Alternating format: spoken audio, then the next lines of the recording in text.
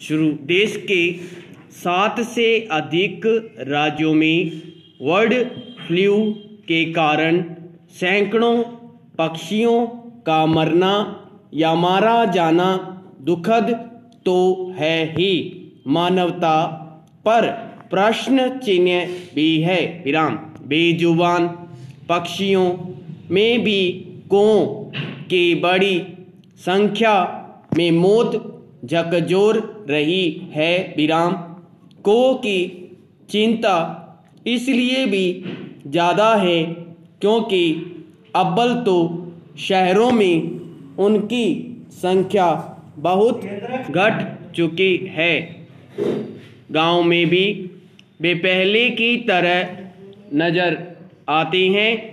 ऐसे में उनकी मौत बाकी बचे हुए कौओं के मानव वस्तुओं से बहुत दूर कर देगी।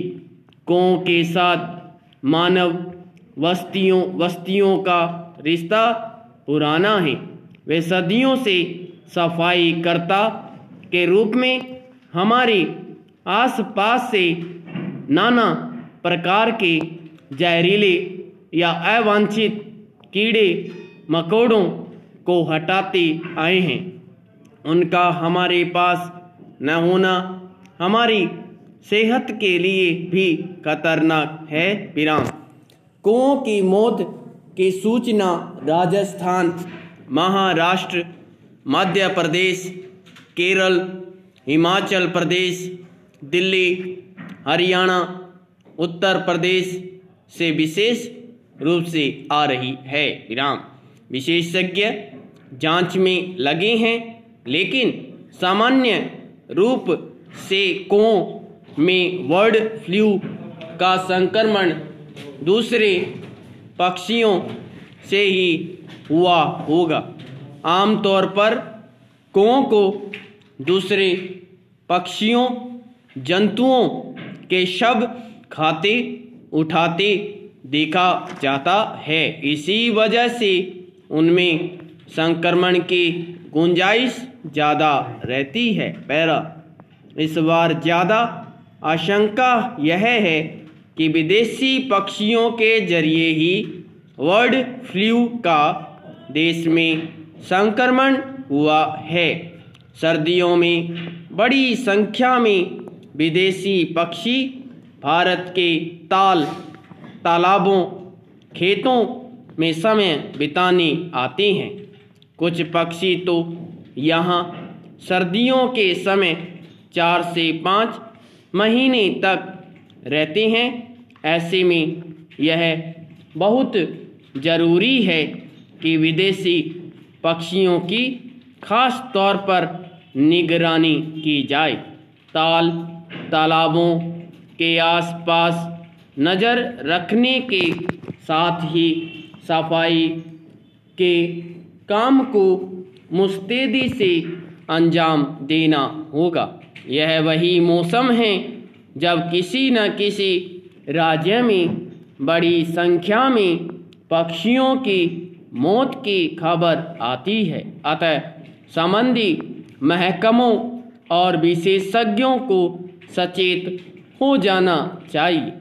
बर्ड फ्लू अत्यधिक गंभीर, संक्रामक और श्वसन रोग है जो मनुष्य में फैला तो बहुत घातक स्वरूप में सामने आएगा। पैरा। इस साल बर्ड फ्लू की ज़्यादा चिंता करने की ज़रूरत है क्योंकि कोरोना से तबाह अर्थव्यवस्था और झटके झेलने की स्थिति में नहीं हैं। प्रशासन को वाकई हाई अलर्ट पर रहना होगा।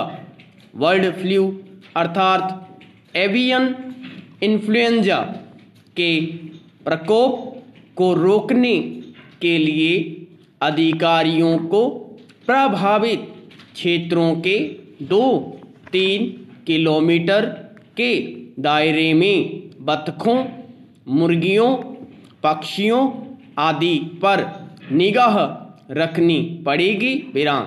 देश में जहां से भी बर्ड फ्लू की सूचना मिले वहाँ सावधानी से उतने ही पक्षी को मारना चाहिए जितना बहुत ज़रूरी हो। विराम। जहाँ बर्ड फ्लू का संक्रमण नहीं हुआ है वहाँ घबराने की ज़रूरत नहीं, पर सतर्क रहकर पक्षियों और उनकी गतिविधियों पर नज़र रखनी चाहिए। जहाँ कोए हैं वहाँ उनके लिए दाना पानी की पर्याप्त व्यवस्था होनी चाहिए। विराम। ताकि उन्हें अन्य पक्षियों कीड़ों के शवों के पीछे घात न लगाना पड़े। विराम। हमें पक्षियों के स्वास्थ्य के प्रति भी सजग होना चाहिए। भारत एक ऐसा देश है जहाँ सदियों से मेहमान पक्षी आते रहे हैं, अतः भारत में प्रवासी पक्षियों के स्वास्थ्य के अलावा स्वदेशी पक्षियों की भी चिंता जरूरी है। विशेष रूप से मानव व मानव आबादी को पसंद करने वाले को बचाने के लिए हर संभव प्रयास जरूरी है। कौ में भी कुछ प्रजातियां विरल हो चली है। बर्ड फ्लू के बहाने ही सही उनके लिए संवेदना बढ़ी तो हम मनुष्य का ही भला होगा। संपूर्ण विराम।